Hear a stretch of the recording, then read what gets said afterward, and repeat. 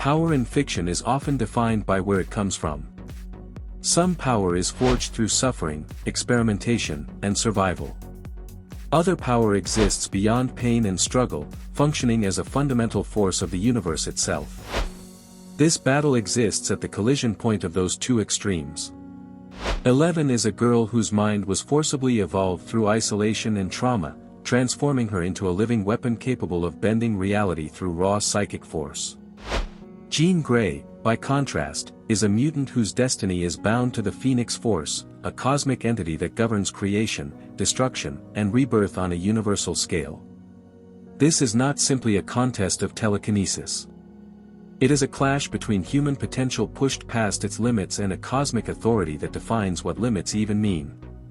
To determine who is truly more powerful, emotion must be set aside, and scale, control, endurance, and consequence must be examined with absolute clarity.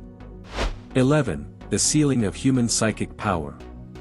11 represents the absolute peak of human psychic evolution. Through relentless experimentation and deep emotional trauma, her mind unlocked abilities far beyond anything a normal human could ever achieve. She can move massive objects with her thoughts, crush enemies internally, stop hearts, and tear open gateways between dimensions. Her connection to the Upside Down allows her to interact with a hostile parallel reality that corrodes both mind and matter. When 11 unleashes her power, it is explosive, overwhelming, and driven by emotion rather than discipline. Fear, anger, and desperation act as amplifiers, allowing her to overpower threats far larger and more dangerous than herself. But this power comes with severe limitations. Every major display of strength places extreme strain on her body and mind. Nosebleeds, exhaustion, unconsciousness, and even total power loss follow prolonged use. 11 does not command reality. She forces it to bend through sheer mental exertion. Her abilities surge suddenly, burn intensely, and then fade. Against soldiers, monsters, and interdimensional predators, she is devastating.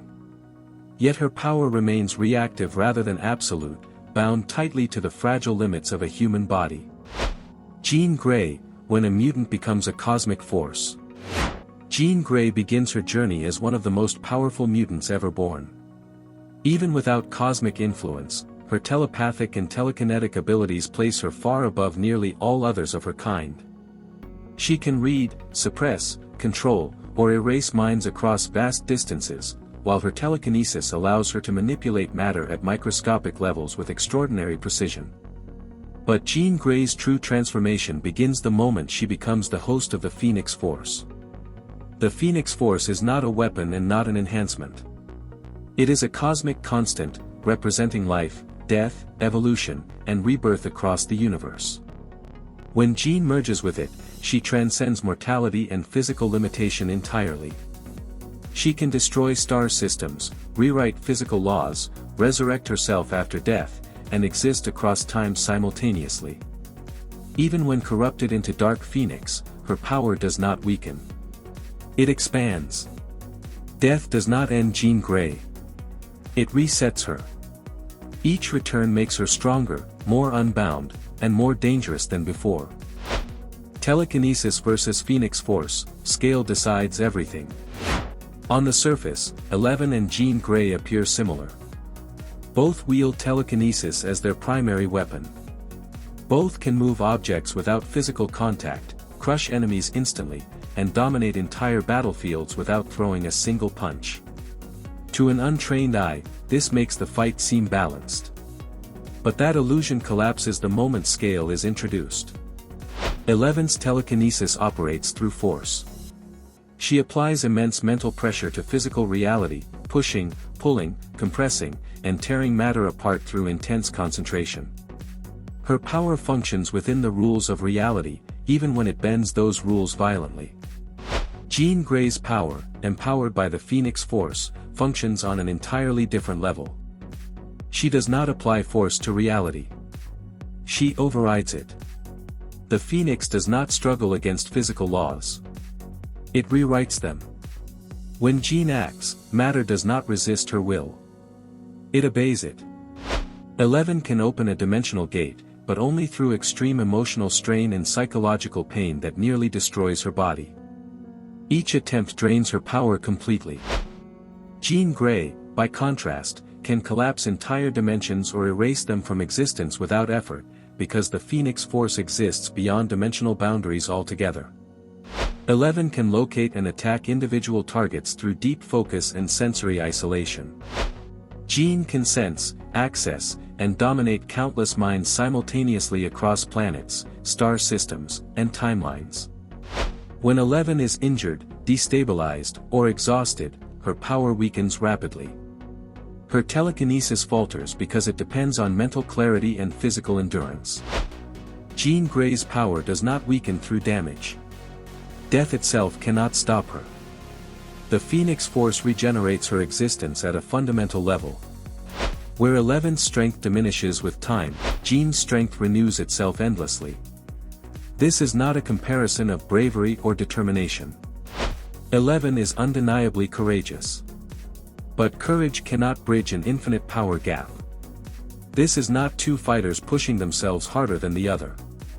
It is the difference between localized psychic energy bound to a human nervous system and a cosmic law of existence that governs creation and destruction itself.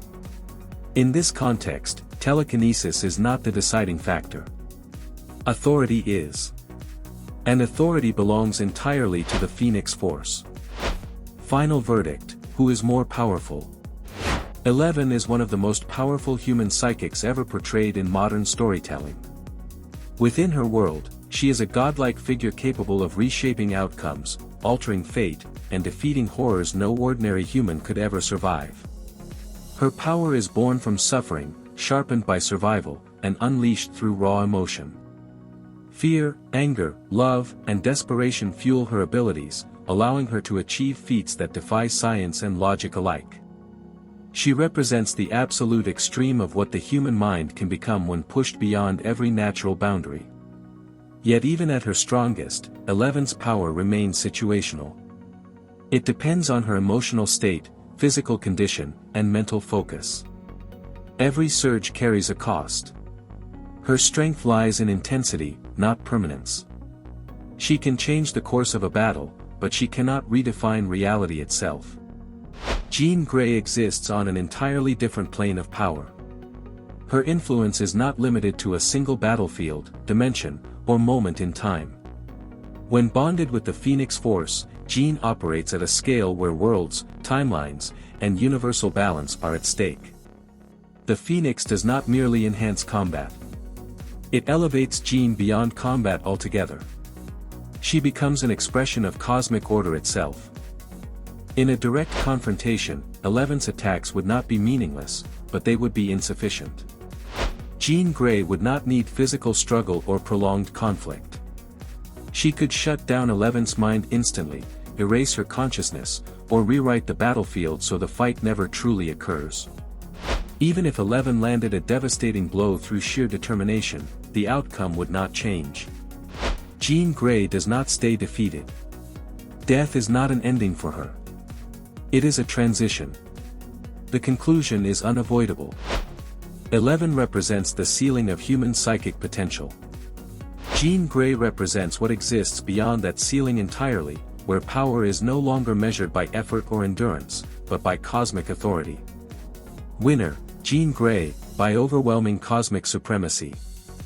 Check out my other videos for more epic character crossovers and battles. Thanks for watching, and stay happy and healthy.